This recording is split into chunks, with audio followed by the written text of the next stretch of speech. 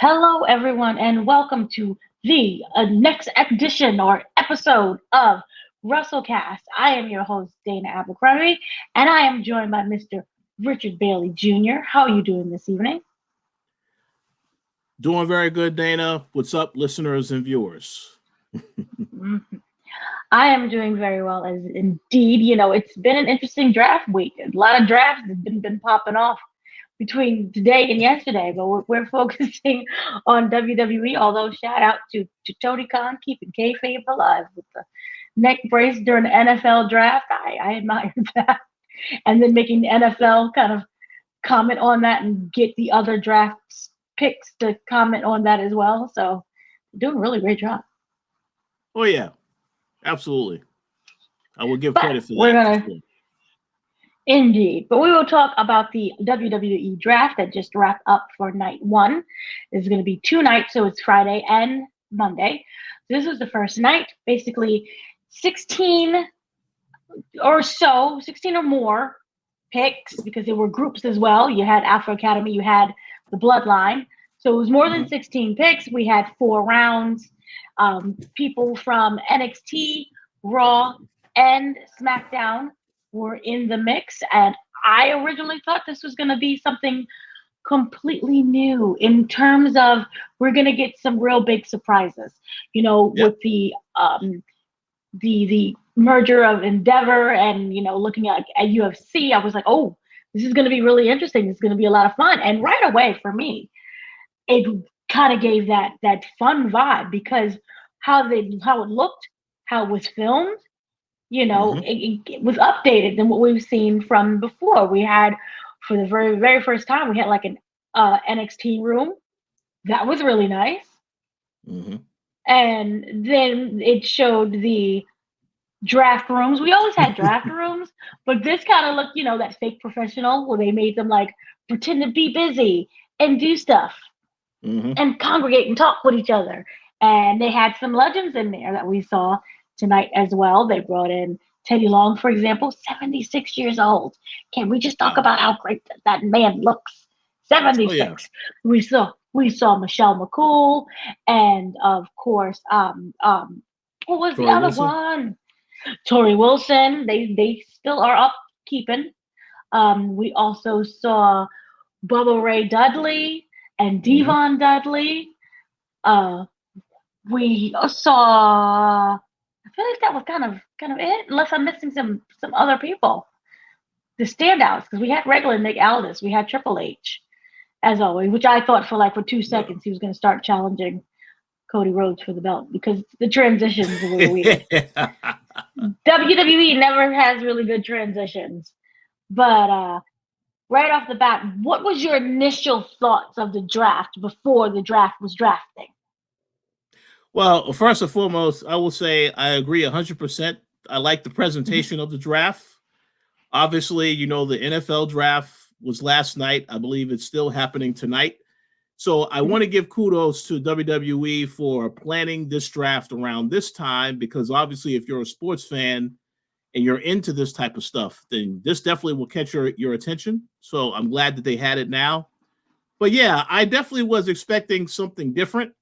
And then the fact that you have the WWE logo for the draft and you have yellow in there, I'm thinking, oh, well, because they alluded to the fact that some people might be going to NXT. That obviously didn't happen tonight. Now, I'm pretty sure that Monday night, because they have 3 hours of TV, that will change. They will probably announce people that are going to NXT on that show because they were pressed for time for this particular schedule.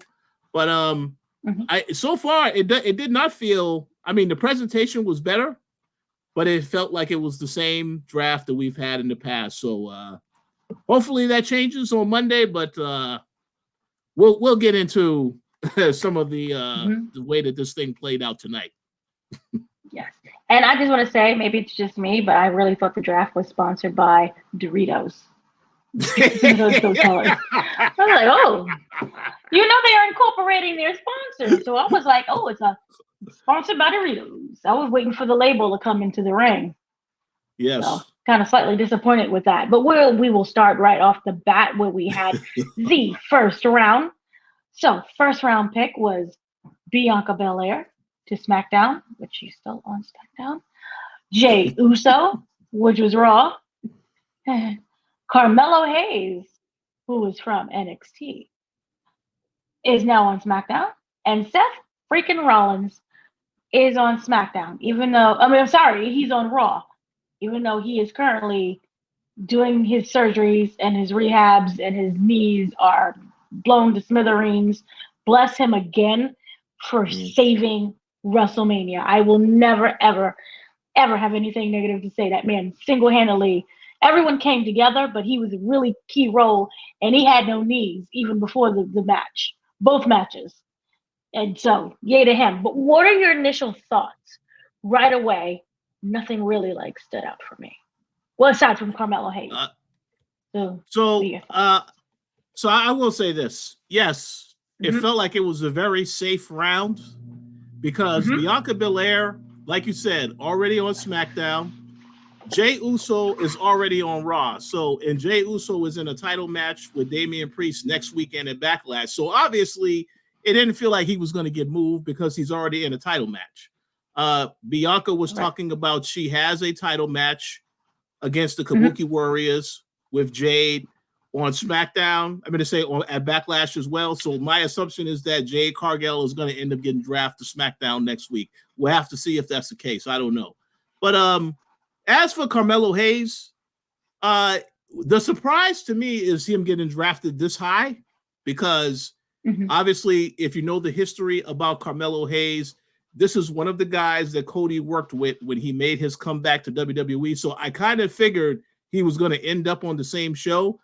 But to me, the only surprise of that pick is that it was high because Carmelo Hayes already was on SmackDown for a couple of weeks. He was on SmackDown already. And this is the thing about how they do it now, because back in the day when they called somebody up, it was a surprise moment and all this other stuff. It usually happens after WrestleMania.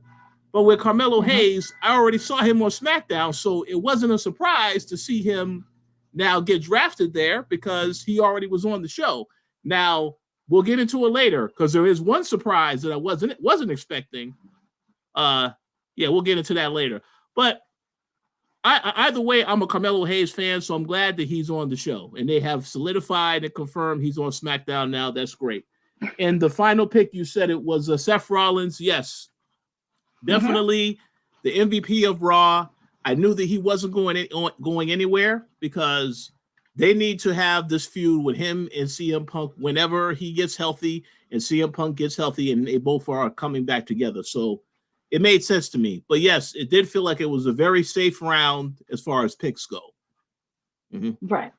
I completely agree with you. And I think that Triple H kind of prepared us for that because he did that whole speech. I love how it's like they pretend it's all real. But he did that whole speech basically saying that, even though, it may look like some of these are safe or something, they're really trying to fight for their position. Or something to that effect. And it was just basically to say, that these are strategic moves, even though some of these people are already on the same show. But we're being really strategic about it. So I like that. I want to backtrack because there were two announcements that were made before the draft. One is that because of Roman Reigns, we all know his schedule and everything. But they made it kind of official that he is ineligible for the draft. So we're not going to see him in the draft. Yeah. I want to make a comment on that.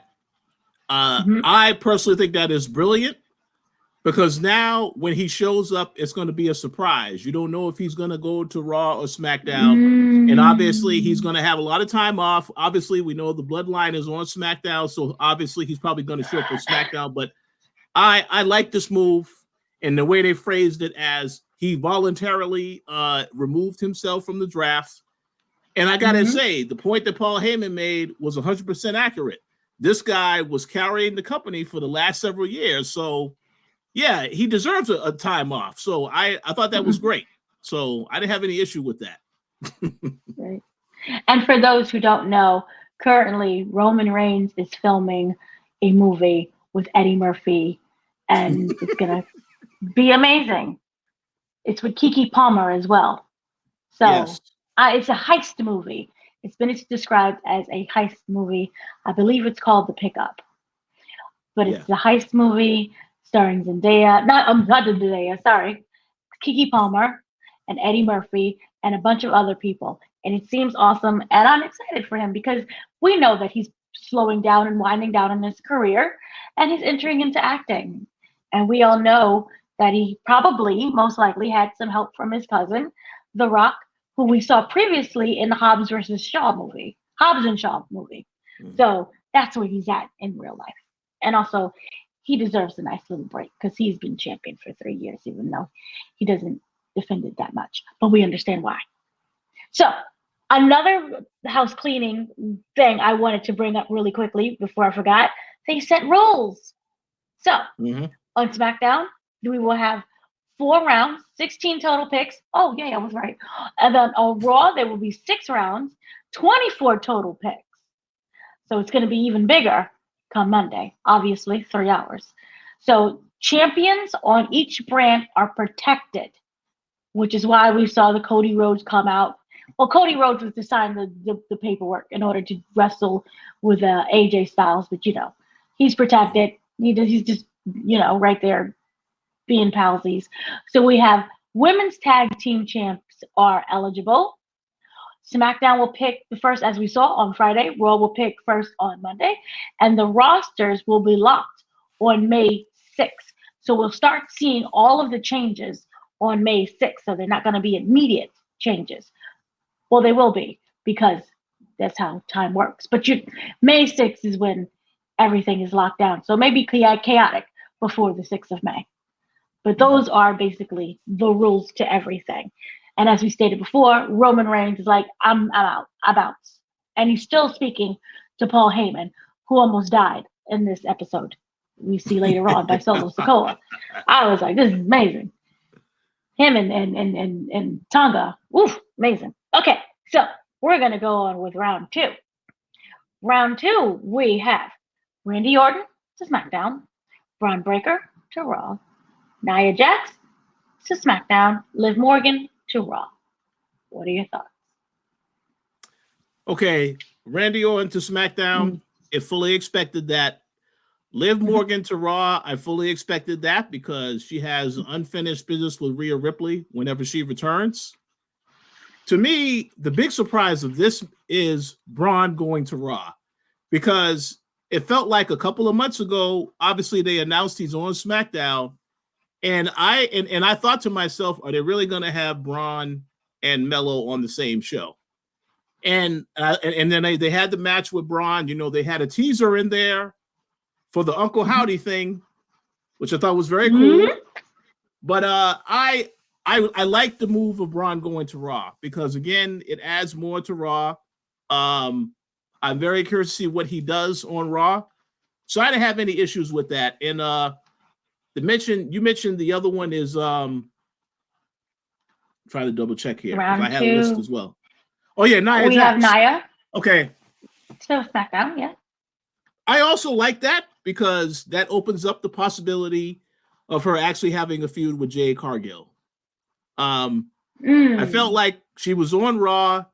They already had her go, have a feud with Rhea Ripley, so it made sense to move her to another show so that she has some fresh opponents that she can deal with.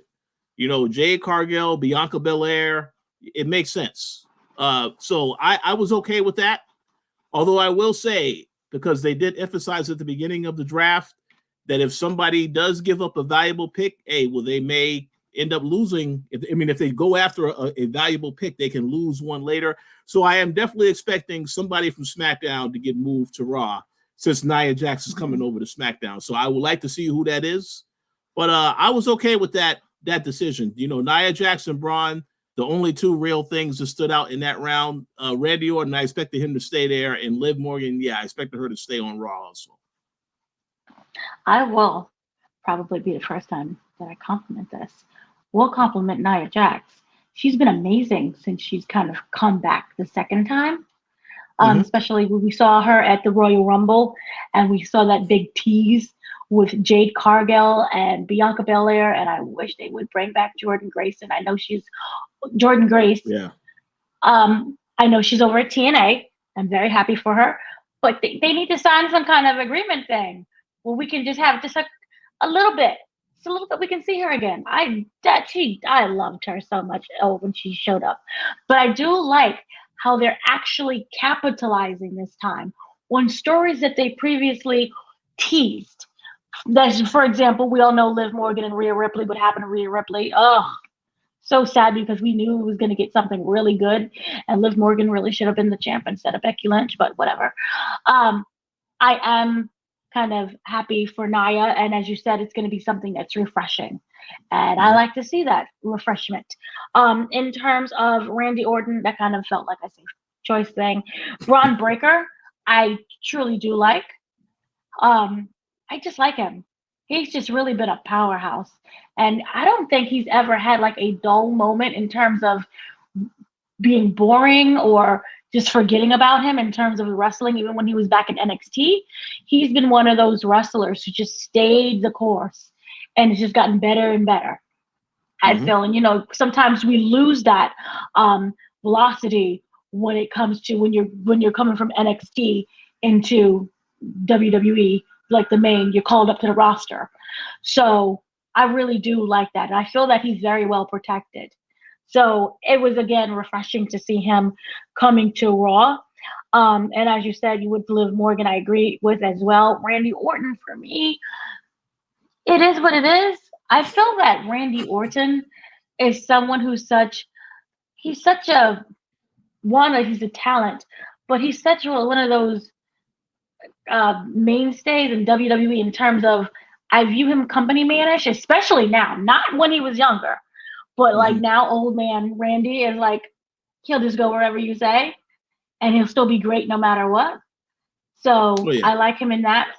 One of the things that I started to wonder about when I looked at Bron Breakker, and also when he started calling up some other people, we do know that Netflix is coming in 2025. And that is going to be the show that goes to Raw. And so I was wondering, are they drafting with that in mind? You know what I mean? So that's what it's not like just, fresh matches. But we do know in terms of viewership, just because of the availability of Netflix, is far more than USA Network and the CW. So with that in mind, I'm wondering, so for this with Bron and also with others, and what could be for next Monday, are we going to get like more of the best of the crop going to Raw because of that Netflix deal? And they put in a lot of money too. And they have the right to renege on the deal if it doesn't work out. But the point is they put in a lot of money and it's a lot of more viewership. So that's just kind of what I thought of immediately when it was like Bron Breakker. So we'll see what happened with that. And then also you did mention that we did get a Uncle Howdy tease, which was basically saying, remember who you are. And I'm loving these teases. I do wish that it makes me, it's weird because it makes me miss Bray so much. But at the same time, I hope they don't botch it. But at the same time, it really does feel to me that they are carrying on his legacy. So in a way, it's just very, very sweet and very endearing. And just as long as they don't botch it, and as long as we're not waiting, 10 months for an actual payoff, that would be nice. Well, you make a very good point. I was just going to say, I hope that's not the case, because I did notice in that graphic image where it showed the eligible people on Raw, Braun Strowman is one of those people that's eligible to get drafted on Monday. So the speculation is he might be a part of this group as well. So that's why I want to see what happens on Monday, because I don't know why they would have him in that graphic if he's not they're going to have to say something about him getting, because he already had his surgery. They said he can come back, anytime. So we'll see what happens. But I look forward to that. And the last comment I was going to make about Randy Orton, this is my theory why Randy Orton is still on SmackDown, because obviously he will have a feud with Cody Rhodes. at some point in time because they have history from when they were in the faction together. And that'll be when Randy Orton turns heel. And that is going to happen. So make sure you mark this discussion because that matchup will happen at some point. Because otherwise, I don't understand why he would be on SmackDown. It feels like that's a feud that they're going to because they have a lot of storytelling that they can pull from with their history together.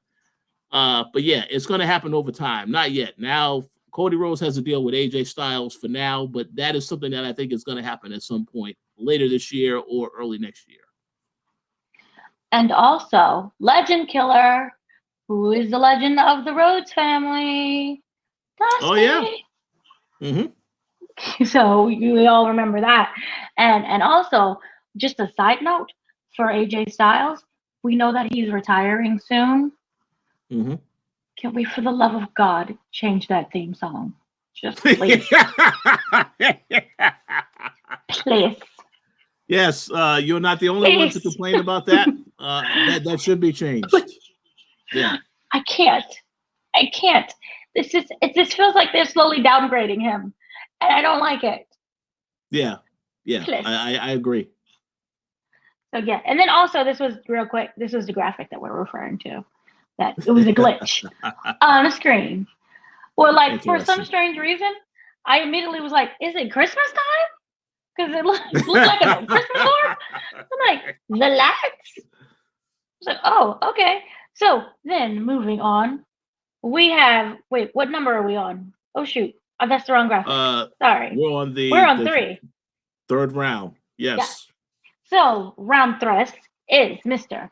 LA Knight, to SmackDown, Ricochet to Raw, the Bloodline, which is Paul Heyman, Solo Sikoa, and I'm gonna butcher this man's name, Tonga. It's Tama. It's Tonga, and then we have Sheamus. What are your thoughts? Okay, so now this for me personally, I did not like this round. Of all the rounds that we've experienced, I said, okay, this is the safe picks, it's fine. But I had some issues with this one. Now, before I get to the big issue, let's get to Bloodline. I'm okay with that. Okay, they've already have the Bloodline established on SmackDown. You have Jey on Raw. Yes, keep those two sides separate until they need to fight each other. Then that's fine. So I'm okay with that. Ricochet still on Raw. Yeah, I kind of feel like it would have been good to see him go over to SmackDown and compete against others because obviously, though, his wife is on Raw too. So I understand the decision to keep him on the show. That's fine. That's okay. Now, Sheamus is currently, he just came back. He's going to be he has a matchup with Drew McIntyre this upcoming on Monday Night Raw. I look forward to that. I'm okay with Sheamus staying on Raw, okay? Because I like Sheamus. Here's the problem. LA Knight, yeah.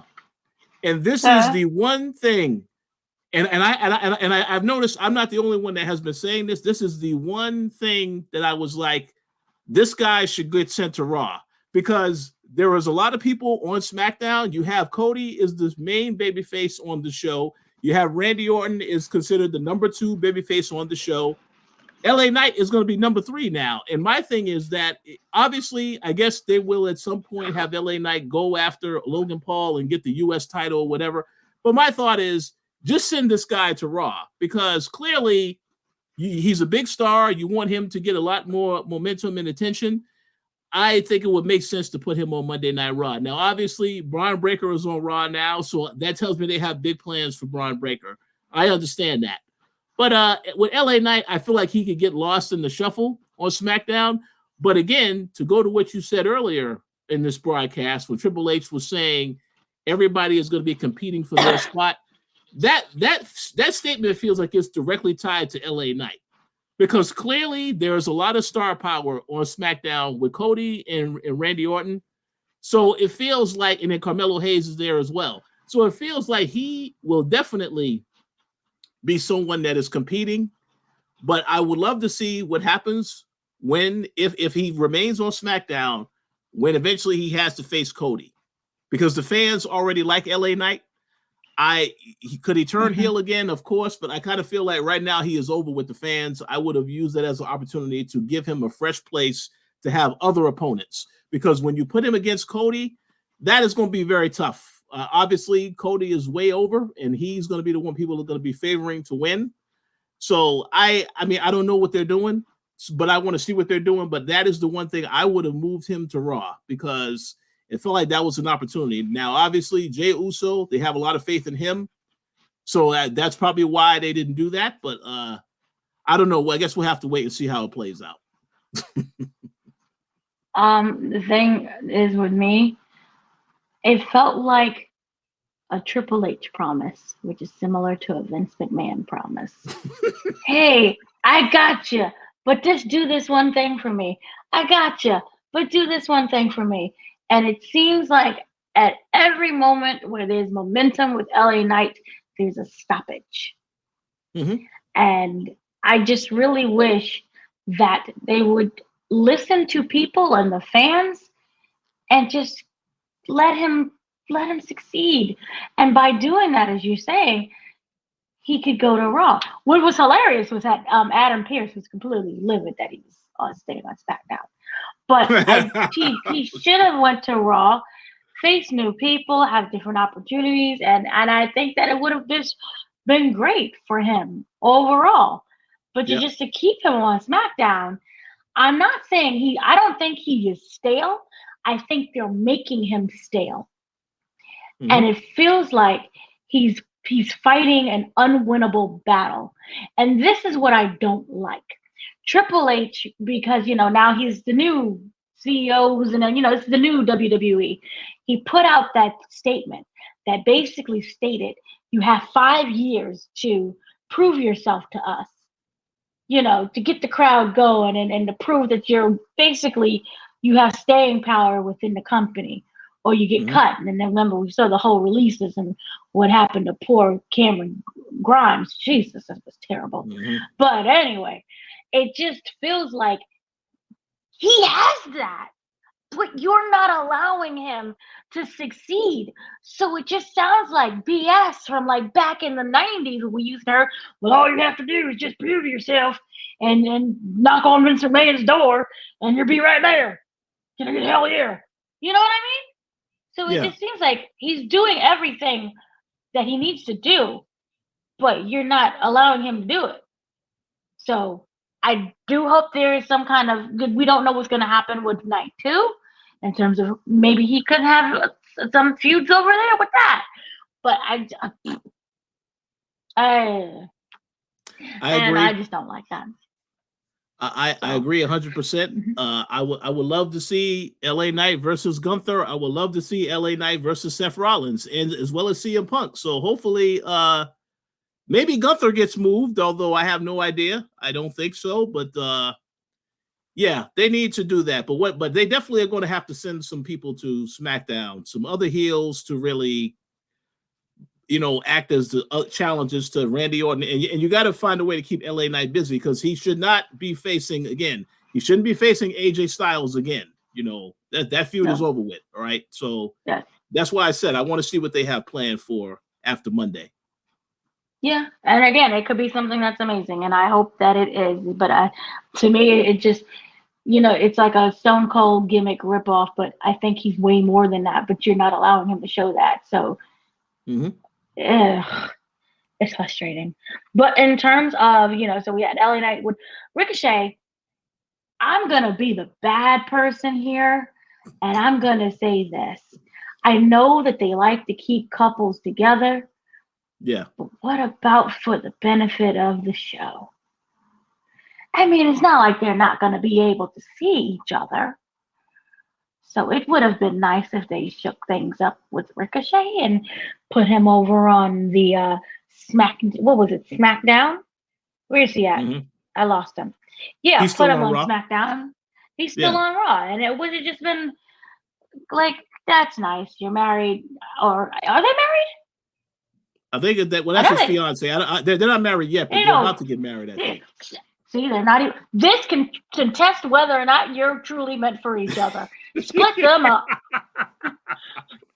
Give us something new. And I feel that Ricochet is another one of those situations, in an LA Knight situation, where he is amazing. And we've seen how amazing that he is.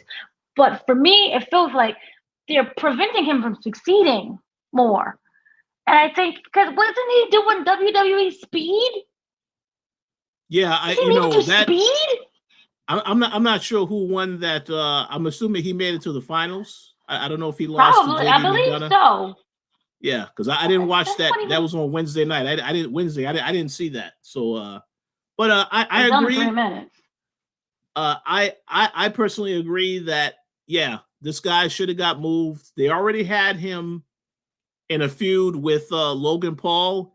And I thought to myself, after Logan Paul won that title, are they going to have them have another match? And that hasn't happened.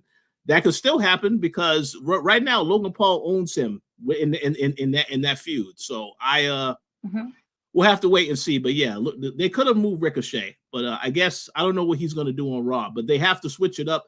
And so if he stays on Raw, they got to get some other people on Raw to have the matchups. You can't have him going against the same people, going against Shinsuke Nakamura again, going against Bronson Reed. They got to switch that up.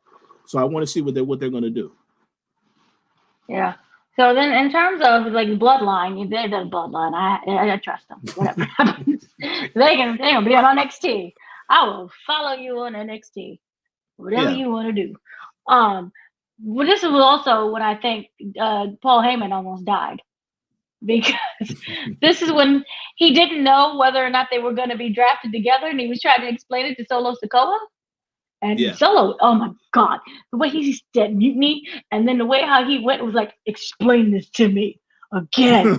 And then you saw Tonga come out, and it was like, oh, he almost died. But then you saw, was it AJ Styles? No, it was Kevin Owens. Kevin Owens. It was Kevin Owens. This is what was weird, because again, transitions, I get confused. So right before that, remember Jade Cargill, unless I'm getting the orders mixed up, but remember Jade Cargill and Bianca and Trinity came out, and they stared down the Kabuki Warriors.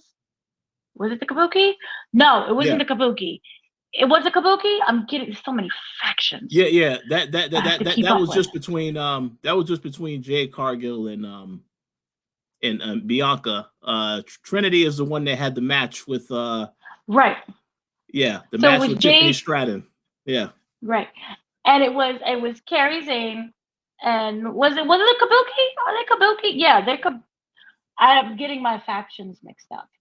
But they had that stare down where I thought they was gonna start fighting each other.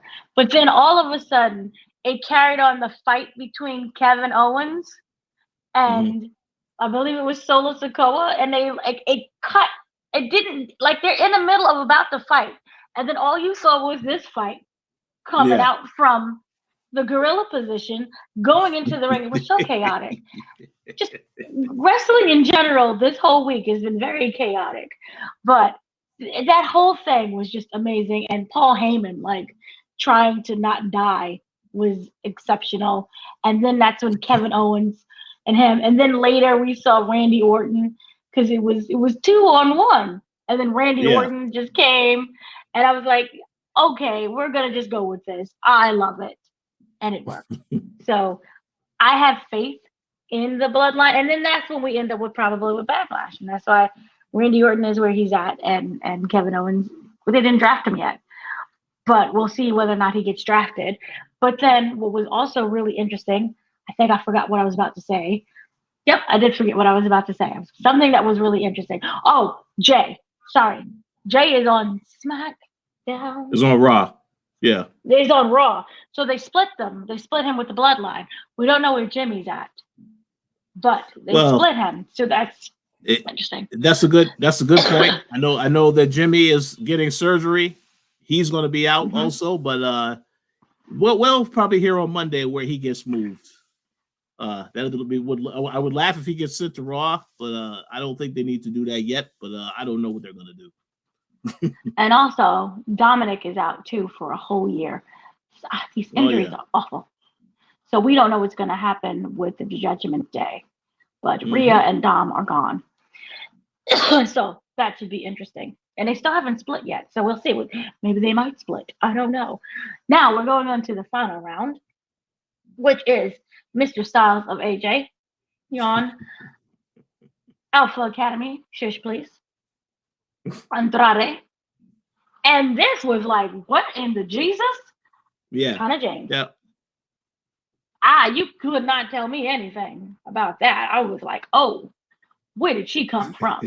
Oh, snap. And then what was really cute, what was so cute was The Rock's daughter, Ava, who was Simone, posted like this photo, just so happy. And then you could see her in the back because he went to NXT. And she's like, yay! So I like how they incorporate her. But of course, nepotism. But she's good. It's okay. What were your thoughts? Okay, so first and foremost, I pretty much was okay with this round, starting with AJ Styles. That makes sense to me because that lets me know that this matchup between him and Cody Rhodes is not a one-off. They're probably going to have a feud that extends for a couple of months because obviously it makes sense for that to be how you extend, give Cody, like Cody's had multiple matches with a lot of his opponents. So that makes sense to me. With AJ Styles. With Alpha Academy, that I was very interested in that because Chad Gable is now a heel turn. And the way that he put down, the way he put down the rest of that team on Monday night, you would think, because I know there has been speculation he is going to form a stable with the Creed brothers. And I think that's also interesting because the Creed brothers were on NXT Tuesday night cheering on Trick Williams. So it's very interesting because obviously they're not heels yet. I would like to see what happens with all of that, whether or not that comes together, which I'm sure it will. But it's interesting that they're all right now on Raw. So I look forward to seeing what happens with that. I personally like what Chad Gable is doing, so I will love to see where they're going with that whole storyline. Right after them, you said after Alpha Academy. Andrade. Andrade. Okay, yeah. So Andrade is on SmackDown now, right? So I think, yeah, there you go. Charlotte, yes. but also, it makes sense, right? Because you saw Carlito finally do his heel turn tonight. This is the guy that replaced Carlito in the match at the pay-per-view. So that is obviously going to be a feud that happens. And, of course, Carlito will feud with Rey Mysterio. And, by the way, Carlito, in my opinion, is better as a heel. I want to see him take a bite of his apple and spit it in the face of Rey Mysterio and Andrade. So I'm on board with that. I'm good with that. It makes sense. So I'm okay with that.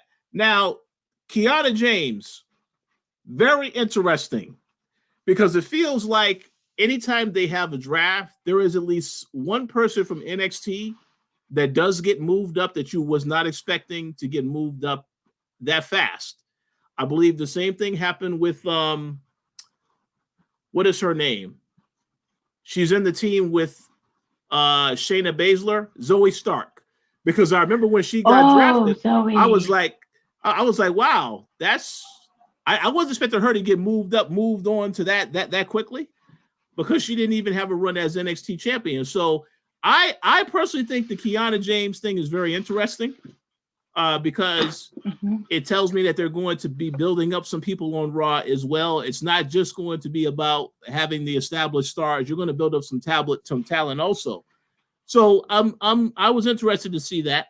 I'm very curious to see where that goes.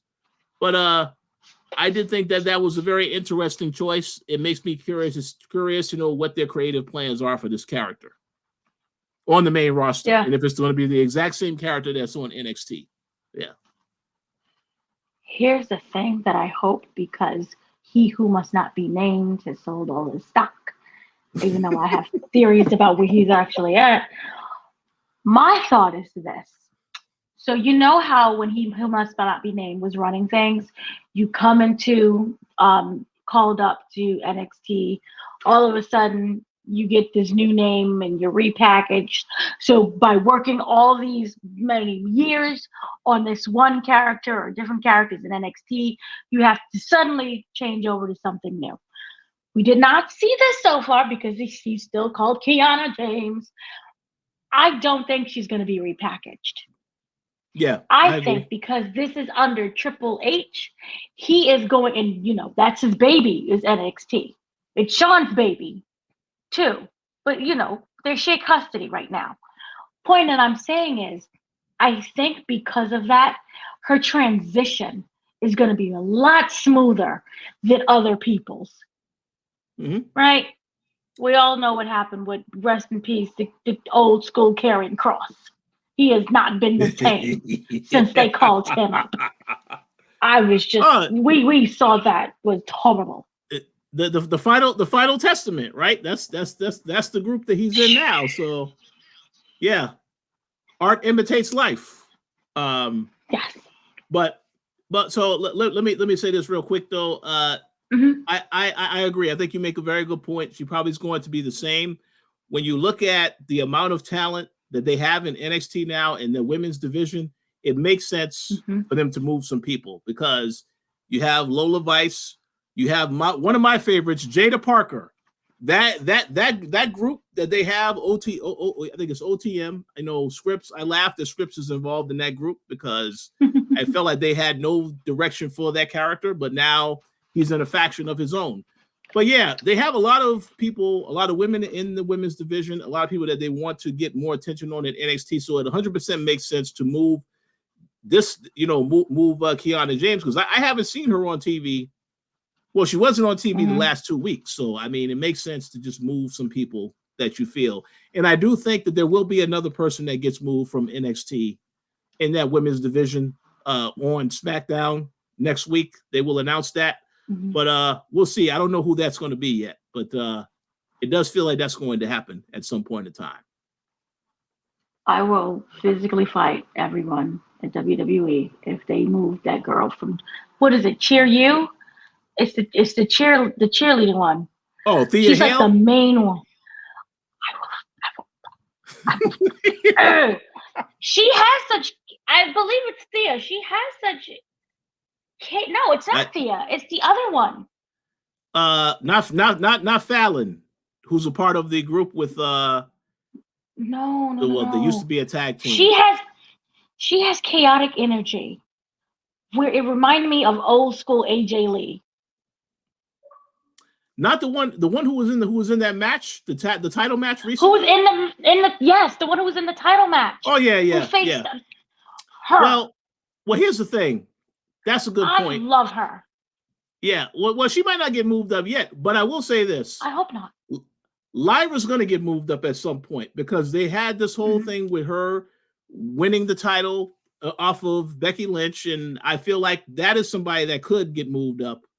I don't think it needs to happen right now, but it probably will happen either by the end of this year or early next year because Becky Lynch has established her now as a star of the future, so they're probably going to move her before they ever consider moving the current champion. But I don't know because the thing is they still got to have a reason for people who want to watch NXT, so they still have to have some stars on that actual show. But I have no idea because again, after that way that match ended, it looks to me like Lyra, I don't know if she's going to get another shot at the title. I have no idea. She's in a feud now with the other woman that you mentioned is so I have no idea. I just hope that they keep her there because I love her and I love that group. And I did not originally love that group. I was like, this is corny. This is basically what was it, Spirit Squad back in the 2000s. But you're talking about Chase U. Chase You. Okay, I know who you're talking about. I said cheer you.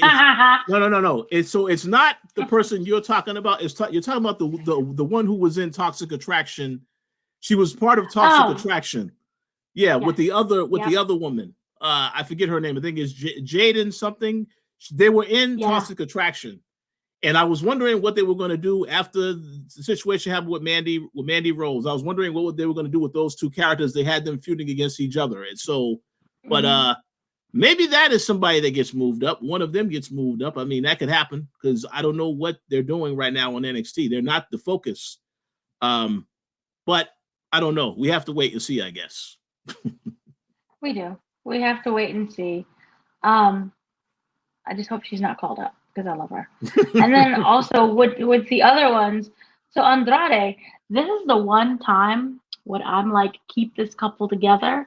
So where he goes, Charlotte goes, because we knew how miserable he was in AEW.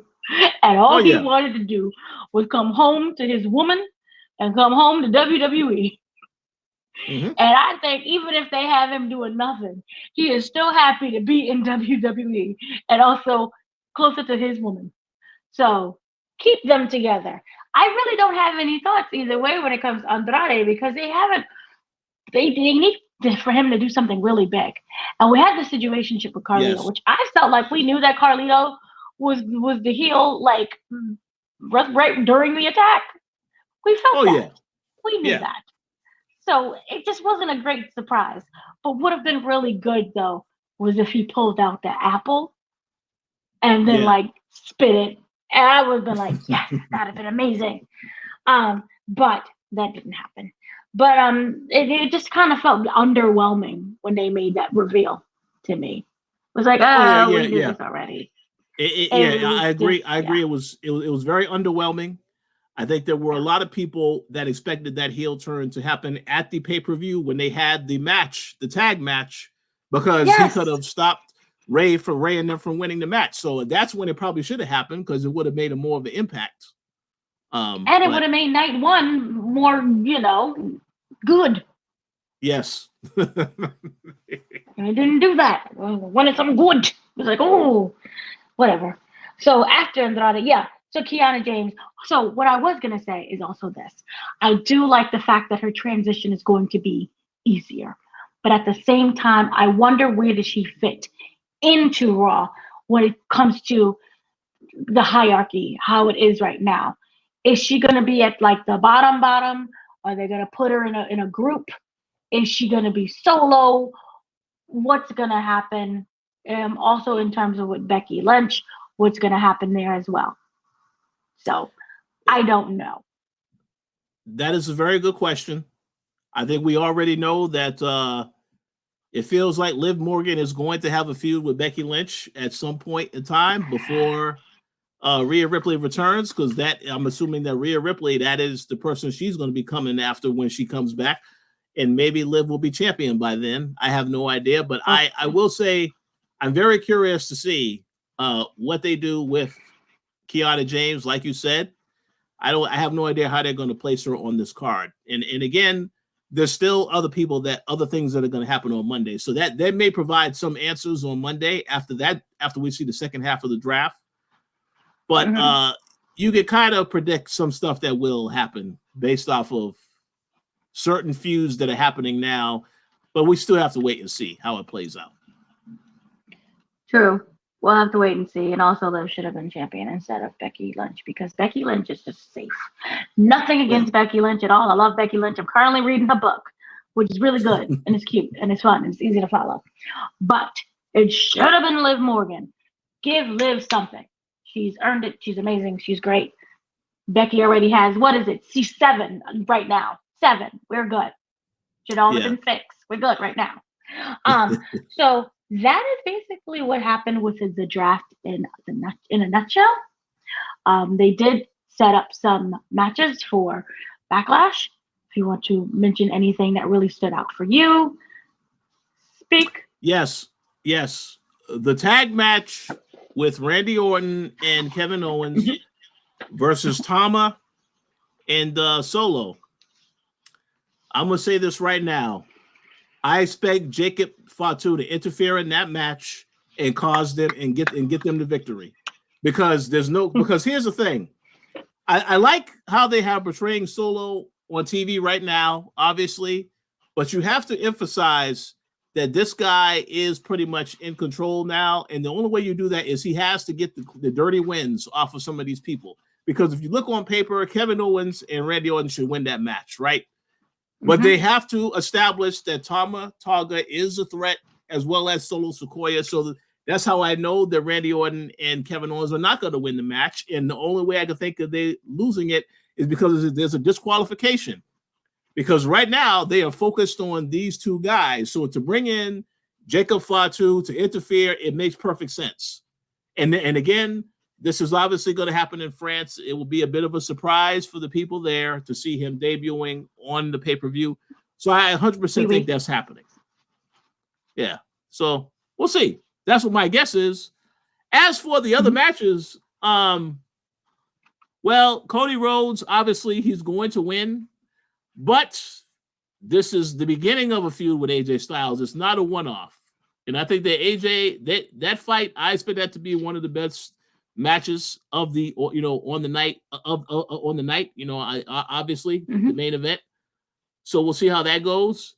Bianca and Jade, they're probably going to win that match. I'm just saying.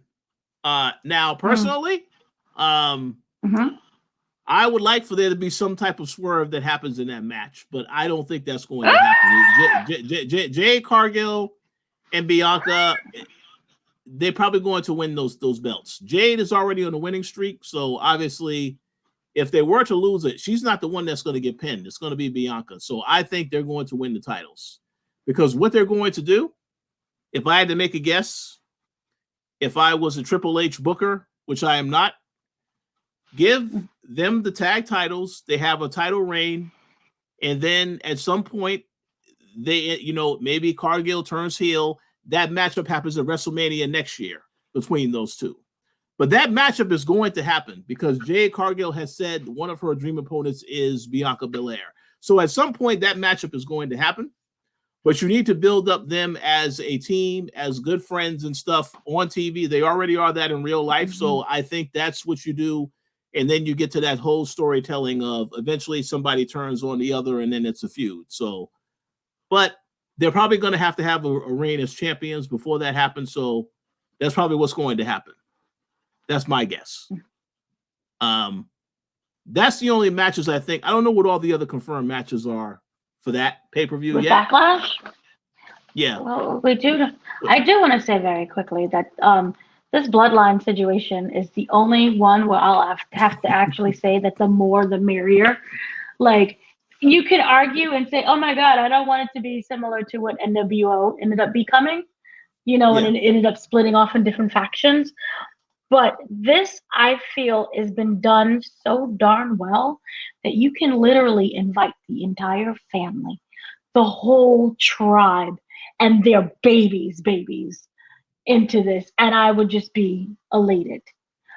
What's interesting with Fatu is I watched his stuff. Lovely. 90% of his moves will be banned in WWE.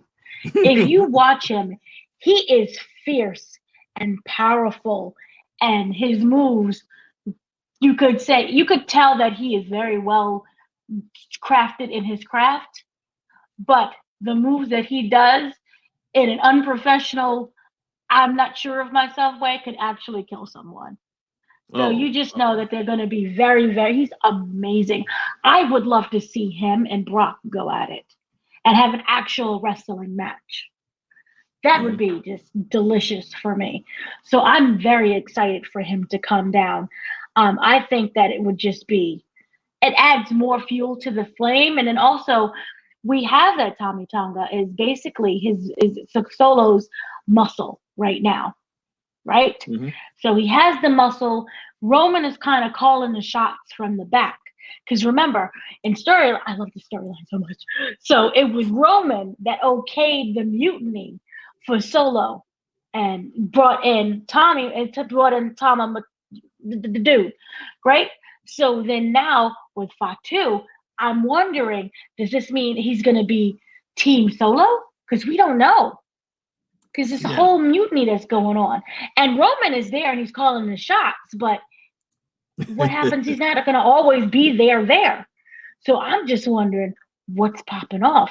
And I'm really excited about how this whole Bloodline situation has gone down. And then also, Tommy, I believe he was also a part of the Bullet Club.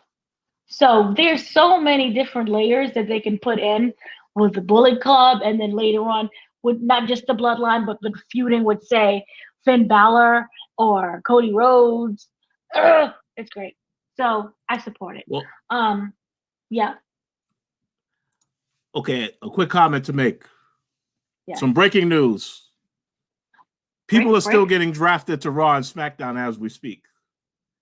Because they announced on the WWE. I'm trying to get the full list, but they announced. So what I see so far, I'm trying to pull up the website, but what I see so far is that, Baron Corbin is going to SmackDown. So, interesting.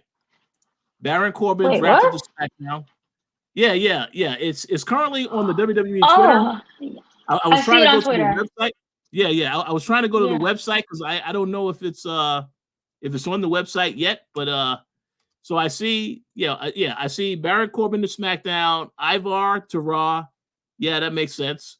Alba Fire and Isla Dawn to Raw. Yep.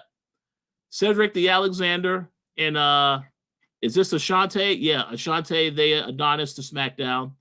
Yeah, and then I see the OC to SmackDown. Shayna Baszler and Zoe Stark to Raw. Okay.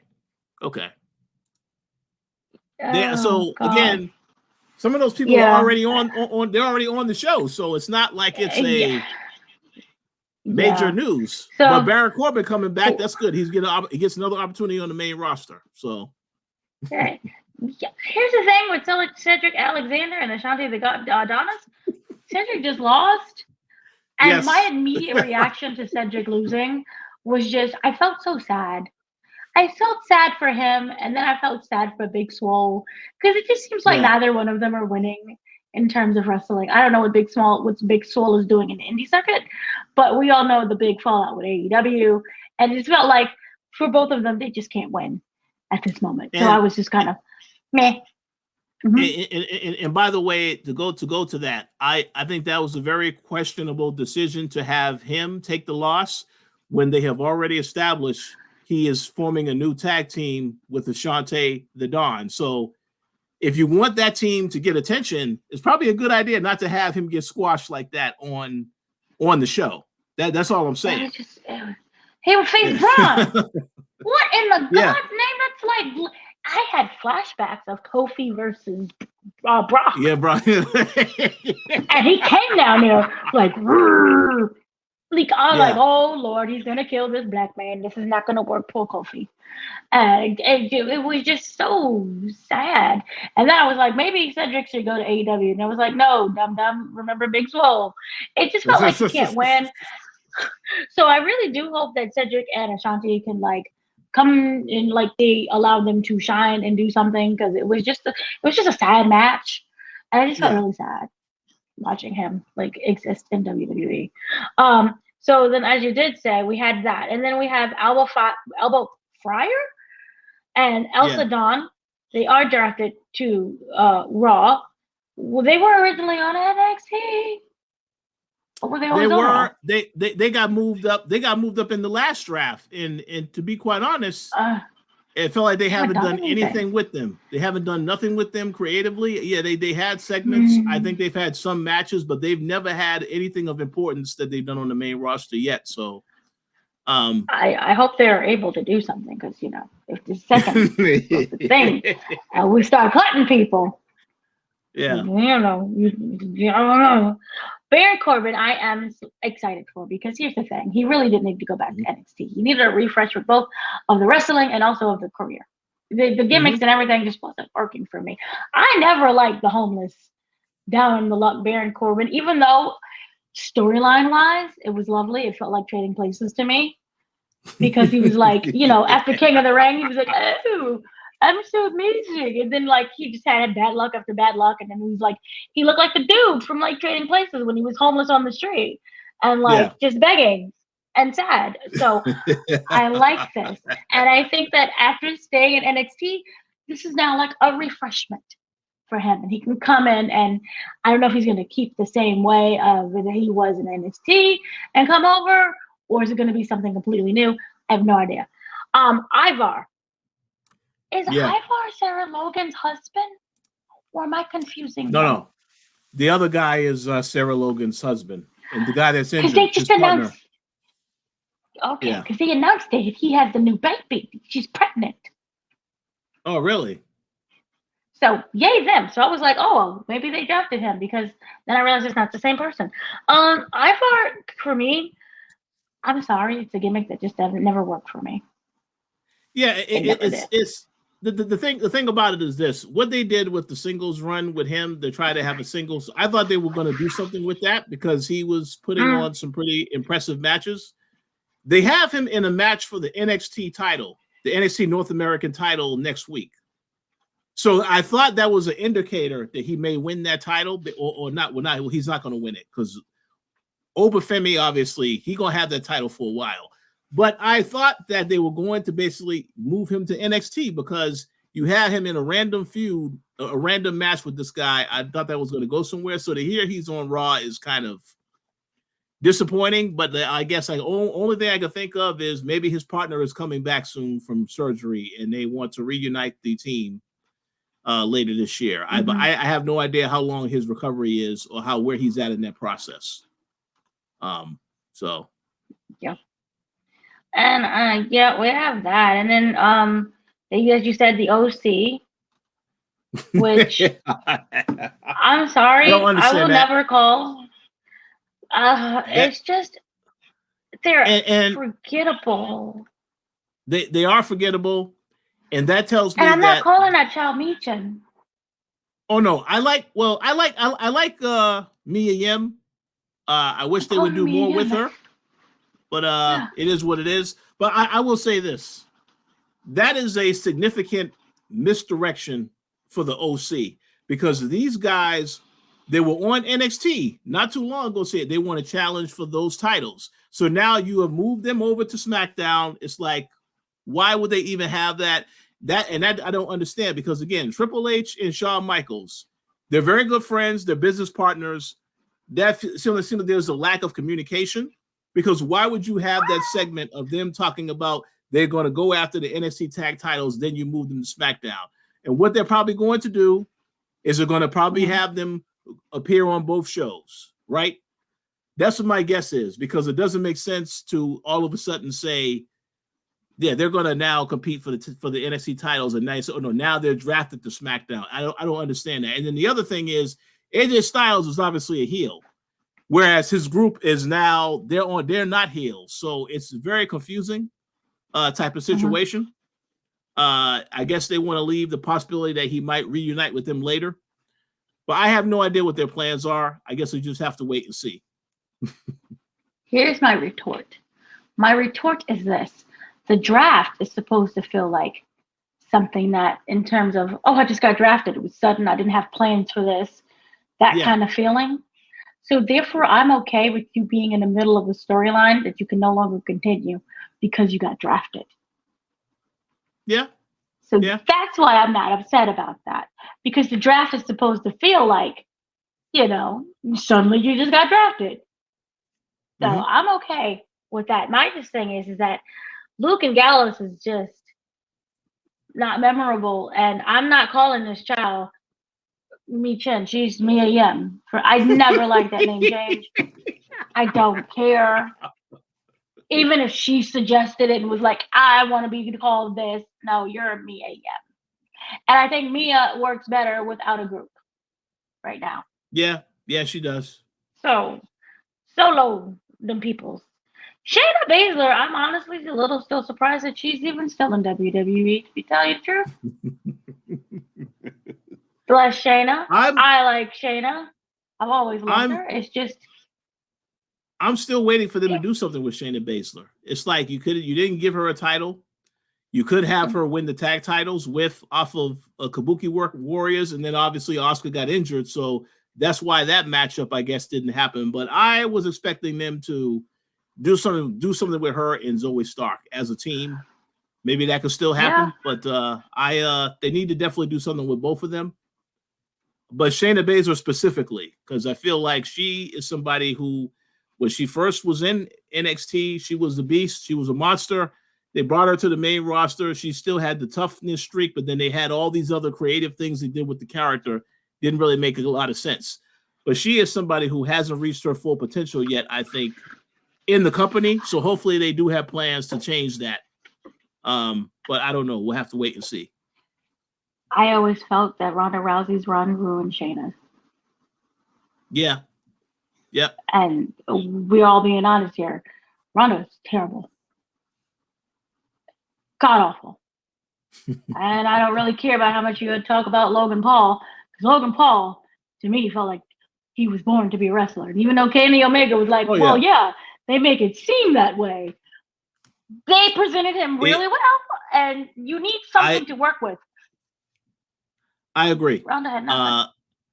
I was not a Logan Paul fan when he started. Mm-hmm. Now I have a ton of respect for this guy because he really is a student of the game.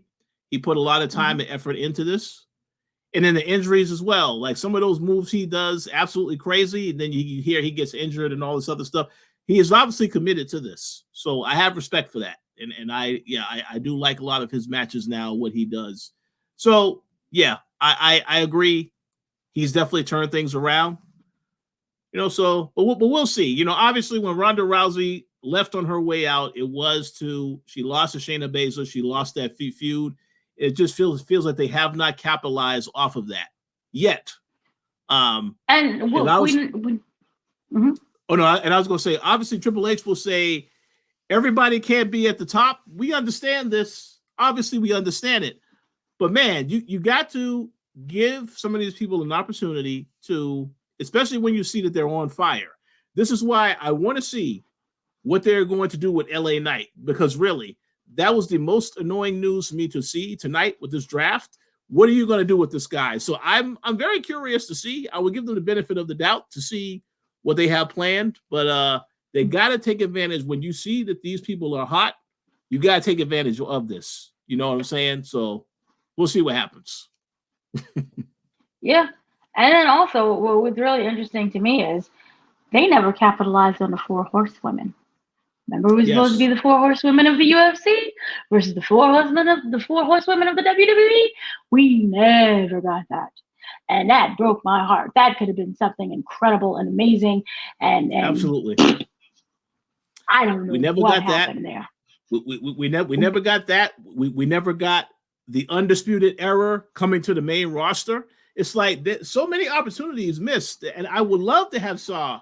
Obviously, don't have this other guy that you don't talk about in charge creatively. I would have loved to see what Adam Cole would have done, though, if they brought him to that main roster with Undisputed Era. That could have been very interesting for his career. Obviously, he has success in AEW. He's had injuries, all this other stuff. But I just feel like they missed opportunities. They really could have done something with that faction. Because in NXT, that group a lot of people love that group. So that was a missed opportunity. That was so good. Remember War Games? Remember how good War Games used to be? Oh, Lord, I'm going to cry. Zoe Stark, you know, my thing is they keep doing that push stop with her. Yep. She was supposed to be really a big contender, I felt by now. And I hope they do something with her on Raw. But, you know, we'll have to wait and see with that again. I hope that they do something there. I just don't know. But I think those should have been like that's the only other ones that was called, right? Yeah. From my understanding. Yeah. Yeah, I think that's it. So they'll have more, I'm sure, on Monday. They'll probably have more that they'll announce after Raw on Monday also. But yeah, that's all they announced for afterward. But you see, that to me is, I know when I was watching SmackDown, there was a graphic that said, yeah, the draft continues at WWE, referencing the Twitter account. But I did not hear the commentary say that. They probably should have advertised that more, saying that there will be more announcements happening on Twitter. That's because, again, SmackDown ended 3 minutes early. They could have at least had enough time to say that. So that is, I don't like that because I didn't hear about this until after, while we're recording this discussion. It's like, that doesn't make any kind of sense. But they need to if they do that again on Monday, they could better make a better point of making it clear there will be more announcements after the show. I mean, that's all they have to do. But we'll see. What you're saying is both companies have problems with advertisement. Absolutely. Advertisement and misdirections, creative issues. A lot of both companies have issues. They have their issues. But I will say this though, and this will be my final comment. Both companies have issues, but clearly, AEW is not the Pepsi of professional wrestling. Because it's the Coke. No one gets the joke.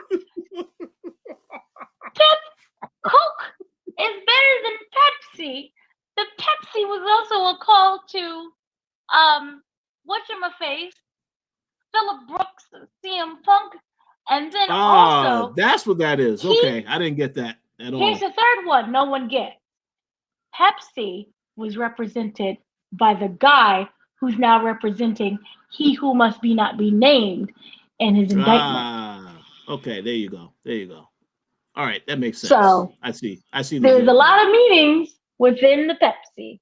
But as for your backlash matches that we know so far, there's only been 5 that has been announced. I'll assume Monday we'll get more. But it's Cody Rhodes versus AJ Styles, which we saw, which I thought was just meh. Damian Priest versus Jey Uso. Oh yeah, that one. Okay, yeah, that's easy. So Bayley versus Naomi versus Tiffany Stratton. Yeah, there you go. That's good. They have the Kabuki Warriors, which is Asuka and Kairi Sane versus Bianca Belair and Jade Cargill. Okay. Which Bianca and Jade have to win. And they're not going to break up. First of all, Jade needs protection. What I don't like what they did with Jade is she's wrestling more on house shows than they have her do on TV shows. Yeah, I don't like that either. And that frustrates me. Because she's actually, because we all see the 3 moves that she does only on the TV. And then it's 3 moves in a lick. But they actually have her just watch matches. But then they also have her doing actual physicality when it comes to the house shows. Now it's not that needs to change. Kenny Omega. That must change. But it's like a good 1, 2, 3 step. It's working. That must be changed. Obviously they don't have enough confidence if they have her doing it on the house show. That's just practicing before she gets to do it on the actual show. But that must change. That has to change. So maybe it's not. Yeah. Interesting. Maybe in Paris. Maybe in Paris we see more than, what does it be? 3 moves. I don't speak French. I just completely made up trois. Don't even know what trois means. And then last we do have Randy Orton and Kevin Owens versus the Bloodline, just Solo and Tonga. And as you stated, Fatu will come out. And then Rikishi is going to just start whipping everybody's behind because he's just tired at this point. And a quick comment to make about the 2 matches. Tiffany Stratton, Bayley, and Naomi. Obviously, I'm pretty sure that Bayley will win that match. But I will say this. That matchup, I think, is going to be good because I saw the match that Naomi had with Bayley last week. I didn't expect that match to get that physical because obviously there's both faces. So I enjoyed that. But I knew it was going to end. It was going to end because Tiffany Stratton is right there. Tiffany Stratton is going to be a champion. It does not need to happen right now. It can happen by WrestleMania next year. It's going to happen though, because clearly she has a fan base now of people with the Tiffy time stuff. So it's interesting to put her in this match right now. If there was to be an upset, I could see her winning, next weekend. But Bayley just won that title. Give her some time with the title. The reason why it's a triple threat is because they can just do this thing where she doesn't get pinned. But then Naomi also, I don't know how they're going to do that. But obviously, Bayley's going to probably retain that. And lastly, Damian Priest will win the match. Okay. I initially thought that Fatu might interfere in that match because they made it a point of saying that Jey is not involved with the Bloodline at all. But obviously, and every time you think about it, every time that Jey has had a title match, a singles title match, it is ended in interference by his brother. Obviously, his brother is hurt now. They're not ready to bring him back for a storyline purpose. So for that reason, he may not interfere in this match. But I did think initially he was going to interfere in that match. So then now you get Jey involved in this as well. But I don't know if that's going to happen. But in any event, Damian Priest is going to win because it has already been speculated / reported that Damian Priest is going to face Drew McIntyre at Clash of the Castle. So obviously, Damian Priest needs to have the title for a little bit of time. And they need to have that rematch because obviously Damian Priest took advantage of Drew McIntyre to win the title. So that matchup is going to happen. But for that to happen, Damian Priest has to first get a couple of wins under his belt. So I think Damian Priest will definitely win. The question is whether or not there's going to be interference. That's the question. But he's going to We know it's going to be. It is. We know. Do we? The original Pepsi. We already know that there's going to be. Also, on top of that, I hope he gets better treatment and they pick him up from the airport when he goes to Backlash. Mr. CM Punk, I'm referring to. Is he going to be at Backlash? CM Punk is going to be there, or they haven't? Here's what I feel. I feel he has to be at Backlash because he's the thorn in Drew McIntyre's behind. That whole situation with WrestleMania. Well, I will say this. Drew McIntyre doesn't have a match yet at Backlash. Yet. Now, that could change. Oh, Cash at the Clash. I meant entirely. Cash. Yeah. Oh, yeah, definitely. Because by then Clash. Yeah, that's in June. By then, he should be close to coming back. So, yeah, that 1,000% will happen at that point in time. But CM Punk is going to be on Raw Monday, so that's see what happens with that. That's going to be the draft related because he also is eligible to get drafted that night too. So, and even if he just has to come, even if he's still injured, he has to just come and start just taunting Drew no matter what. So it has to work out. And as I said before, do not leave that boy stranded at the airport, and he has to take the train in order to come in for the pay-per-view. Yes. Make sure y'all pick up CM Punk. They will be there with their cameras, making sure that he's okay. That was crazy. But I agree. My thing with the Tiffany Stratton versus Naomi and Bayley, we've seen it. We've seen different combinations of it. So I don't want. Why are you doing this? It's supposed to be the new era, the then now forever Triple H era, and you're kind of giving me matches we just already seen, and we just had a match just tonight that was kind of a rematch to the match we just saw before. And you see that I had an issue with that because obviously last week that match ended, and the ended between Naomi and Bayley ended in DQ because Tiffany Stratton interfered. So what I would have done if I was running the show, well, that's the triple threat match. Why do I need to have a match tonight where that also has a DQ finish? It just doesn't make any kind of sense. Like they're delaying. You could have just had that matchup for the title at the pay-per-view.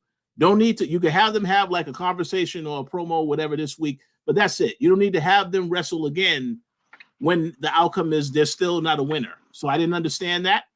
I do agree that we've already seen that match. Maybe this is why they have added Nia Jax into the mix now, because clearly that's going to probably be the next opponent that Bayley has to face since she attacked Bayley during the commentary. So that's probably coming later. But I will say this. I'm glad that they did not make it a fatal four-way for Backlash because they don't need to do that. Nia Jax versus Bayley, I really think that'll be a great match because that is the true babyface versus a heel. You don't need to add anyone else to that match. But again, we'll see what happens. But clearly, Bayley is going to win. I think Bayley obviously will win the match. She'll get attacked right after she wins the match by Nia Jax. That's probably what's going to end up happening at Backlash. So, yeah, we already know Damian Priest ain't going nowhere in terms of losing that championship belt. And they also made it a big deal. He's like the first Puerto Rican. So, oh yeah. He's not going anywhere with that. But he definitely will not have that belt for long. If Drew McIntyre gets that match at Clash of the Castle, there's no way he doesn't win that match. I mean, we'll have to see, and we will talk about that in the future. We'll see what happens. But we'll talk about that in the future. I'm pretty sure that we'll see what happens. I have no idea. It really depends on what the status is of CM Punk, whatever the plan is with CM Punk in that feud with Drew McIntyre, whether or not that's a match that they want to save for Survivor Series, SummerSlam, or WrestleMania, which I think, no, you need to have that match before that. But we'll see what happens. But it'll be interesting. I will say that much. And I will say I strongly disagree because Drew doesn't. I understand why he may want it, and you could argue, oh, he deserves it. He won it already. Technically, it was his own hubris that made him lose. Yeah, I don't want him to win. But I will say this. I'm okay with whatever happens. I will say this, though. When CM Punk has his match with Drew McIntyre, and I don't know whether this happens at SummerSlam or whatever, whoever wins the match is fine. I 1000% expect at some point when that match is over, Seth Rollins will come out there and confront CM Punk. The same way that CM Punk pretty much, when Drew won the title and then he was out there, and then Seth Rollins probably going to come out and do the exact same thing, but directed at CM Punk. Because obviously that is the match they wanted to have at WrestleMania, but obviously CM Punk got hurt, so they didn't have that. That is going to happen because whatever it is, he still has issues with Drew McIntyre and CM Punk, but specifically CM Punk. So that is how they would have this whole storyline thing where, again, Drew McIntyre was obsessed with Seth Rollins was obsessed with the Bloodline and The Rock. He loses the title. Drew McIntyre is obsessed with CM Punk and he loses his title.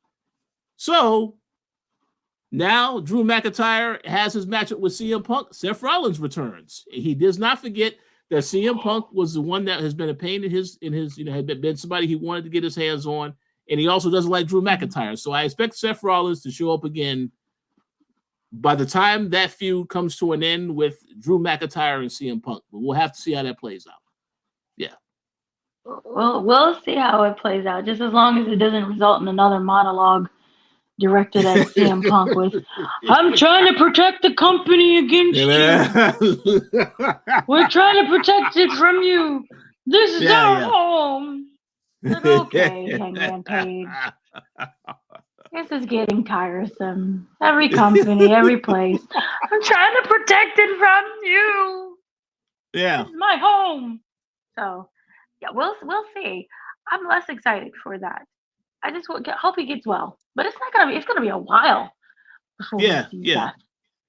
Yeah, no, it's a while. Knee surgeries and the fact that he got drafted though tells me he'll probably be back before the year is over. Because this draft thing is probably going to last for like up to a year, so they bought themselves some time. He could come back at Survivor Series or whatever. Just imagine they had decided, let's have Survivor Series in Chicago again, and then see and then he shows up. That could be pretty hilarious, So we'll see what happens. I'm so tired of hearing about Chicago and wrestling. But yeah, we'll see what happens.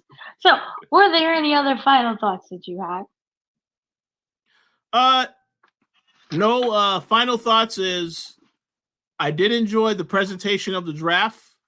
I still think that it was a little bit too safe. And if this is a new era in WWE, we definitely need to see that in the second part of this draft. I do like Bron Breakker going to Raw. That was awesome. I'm a Bron Breakker fan. Kiana James, very intrigued to see what they do with her. But overall, yes, a very safe and predictable draft for night one. So hopefully night two will be more entertaining and there will be some more surprises. Hopefully. Very true. I do hope that there is more surprises. And I just hope that it's actually good and it's not stale this time. Mm-hmm. But hopefully we'll see. And then just on a last note, the NFL draft is still drafting today. Tony Khan is still in the neck brace. And you know, the NFL is really going in it. And yeah, so thank you to Tony Khan for keeping kayfabe alive and well. His father is still trying to not laugh. That was epic. But yeah, so I guess we'll be back when we can on night 2 of the draft, and then of course there is Backlash, and then there's cat Clash at the Castle, and everything else that is coming down the pipeline. So did you have anything that you would like to plug, Mr. Bailey?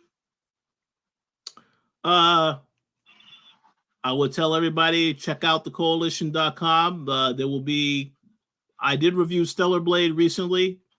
There's a lot of other games reviews that will be getting posted up soon on the website. And our very good friend Danny Martinez is working on a review as well for No Rest for the Wicked. So stay tuned. We have a lot of content coming to the website. And yeah, just stay tuned. A lot of things in the works. So as for me, we do have the challengers interview. We have a cast interview with challengers, including Zendaya. I was like, I got Zendaya. We have The Idea of You, which is the Anne Hathaway movie that is based off of the Harry Styles fan fiction book. That's actually a really good movie. We have that. We have an author. This is a little different. A book author, obviously, who is talking about his latest book, Blood at the Root, which is really good. Think Black Harry Potter meets HBCU. So it's like school days, minus the musical, but everyone's wizards. And it's amazing. I love it. And we have that coming up, and we have a lot more other things. We have an interview with Good Times showrunner and creator, and she's explaining what happened with Good Times there. And there's a lot more interviews and reviews that are coming. Knuckles just premiered, and you know, if you have kids, great. They were breaking down Knuckles and a bunch of other things. So just stay tuned to the Koalition and stay tuned to the YouTube channels. We have This is the Koalition Entertainment. We have the main Koalition channel over on YouTube, which we're doing a lot of the BMF interviews with the cast. BMF is winding down now, and we have our last rounds of interviews with the remaining cast. Just uploaded one with the actor who played Kevin, rest in peace, who played Kevin. Phenomenal actor, and he breaks down everything that happened with Kevin from season 2 and 3. We'll have other interviews that's going on with the entire cast, and I'm going to stop talking because I might accidentally spoil things because some people already seen the whole series. So just stay tuned to that, and we'll have interviews and reviews and previews. So once again, I have been your host, Dana. I am here with the Richard Bailey Jr., and we will see you guys very soon. And thank you for watching. Have a good day, evening, night, afternoon, whatever your time zone is. So, peace.